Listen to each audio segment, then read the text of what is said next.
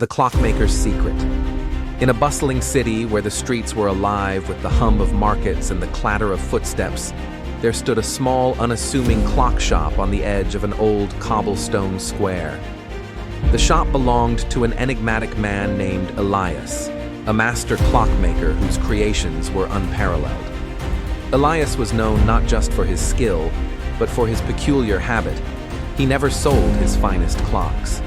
Customers could admire them, elaborate pieces with intricate carvings and mechanisms that seemed to breathe life.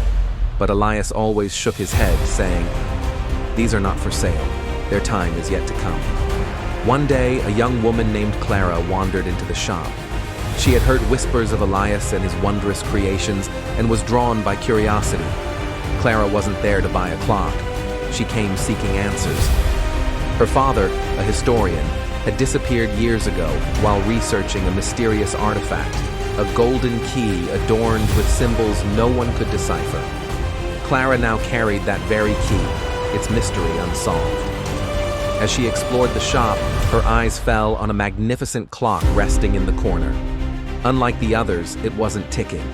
Its face was painted like a map of stars, and at its center was a small keyhole. "That clock," Clara said, "it looks incomplete." Elias, who rarely showed emotion, froze. His eyes flicked to the key in her hand. "Where did you get that?" he asked, his voice low. "It belonged to my father," Clara replied. "He disappeared years ago, and this was all he left behind." Elias gestured for her to follow him into the back room.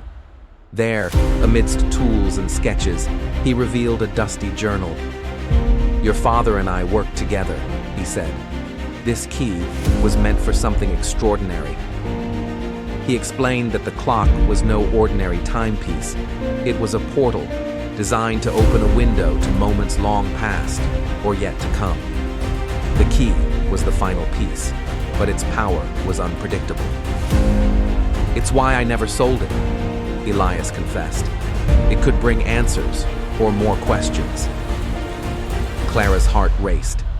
She placed the key into the clock's keyhole, her fingers trembling.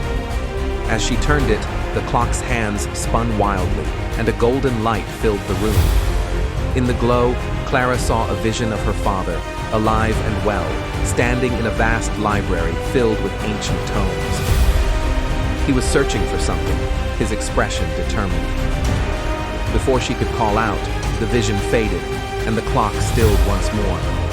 Elias looked at her with a mix of awe and caution. "The clock is tied to time's deepest secrets. What you've seen is only the beginning." Determined, Clara decided to embark on a journey to find the library and her father. With Elias's guidance, she learned to use the clock sparingly, unlocking fragments of time to piece together the path forward.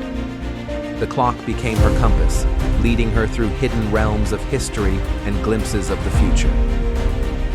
Along the way, Clara discovered that time was not just a line, but a living, breathing force, woven with memories and possibilities.